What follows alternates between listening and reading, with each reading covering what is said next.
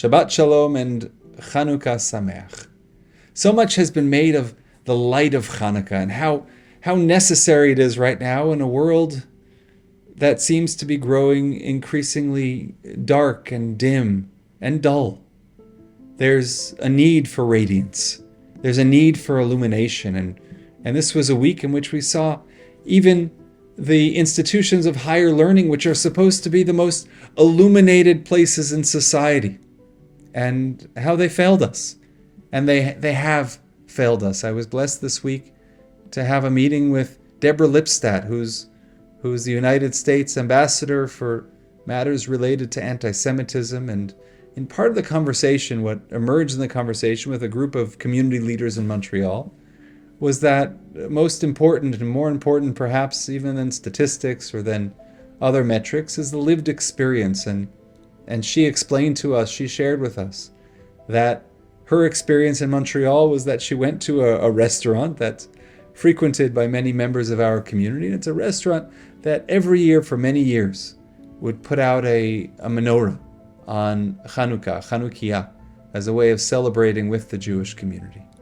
And this year, they won't do it because it's too dangerous, because they're exposing themselves to hatred, and who would want to do that?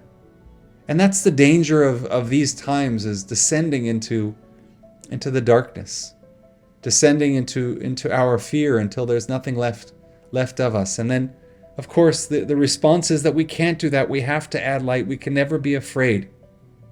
Always have to look after our safety and our health. And at the same time, we can never deny who we are, or never allow ourselves to be forced to hide or to go into hiding. Certainly not here. Certainly not now. Certainly not in this year, in the 21st century, in Canada or in the United States or wherever we are.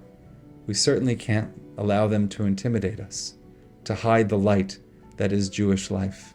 One of the blessings of Chanukah is, we say, Bayamim hahem bazman hazeh. God, you did miracles for us in those days, at this time. And many understand this to be at this time of year. That's why we're celebrating it. Bazman hazeh, this date.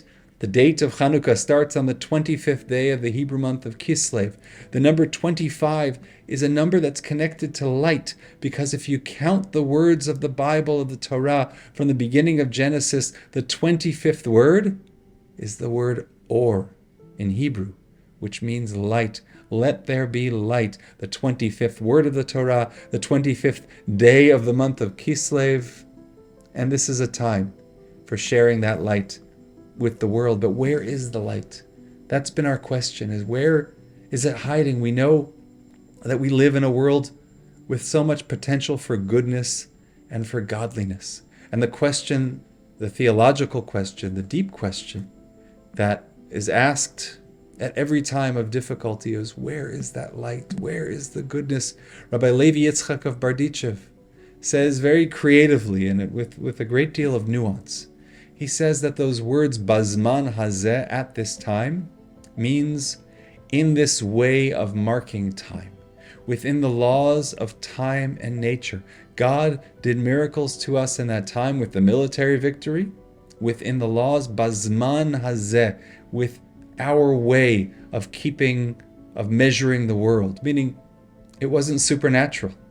The way that God allowed the military victory of the Maccabees over the Greeks and over those who sought to destroy our faith, the way that was done was in a way that many, perhaps military historians, many looking at the facts of those times, would say this was a completely natural victory. This was something that just happens in the world. But we know differently.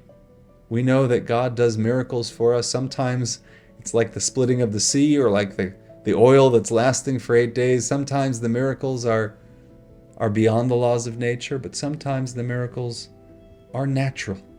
And we don't see them so clearly until, perhaps, after the miracles have happened. And that's what we're praying for right now, as the IDF is fighting against terrorism, against terrorists, against Hamas, against evil, and doing so in a very natural, tactical, logistical kind of way.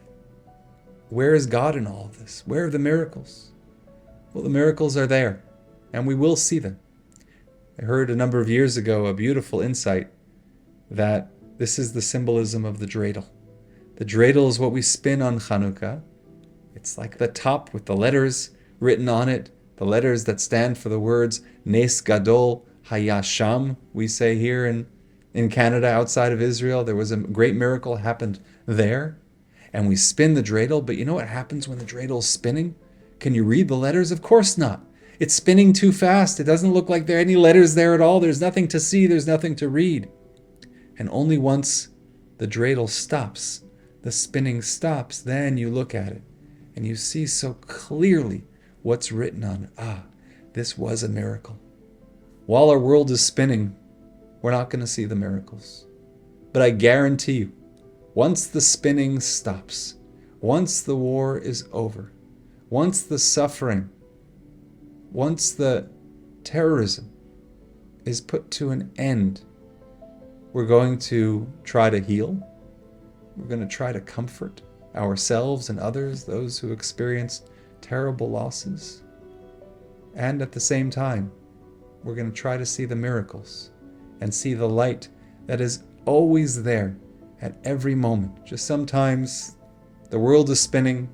Sometimes it's too much within Bazman Hazeh, within the laws of time and space. It looks like it's just the way nature is, the way the world is, the way people are. But ultimately, our faith, our belief, is that God is behind every moment of our lived experience. And that's the light that we can bring even to times of darkness. I wish you a Shabbat Shalom and a Chag Urim Sameach, a very happy festival of lights, a Freilichen Chanukah.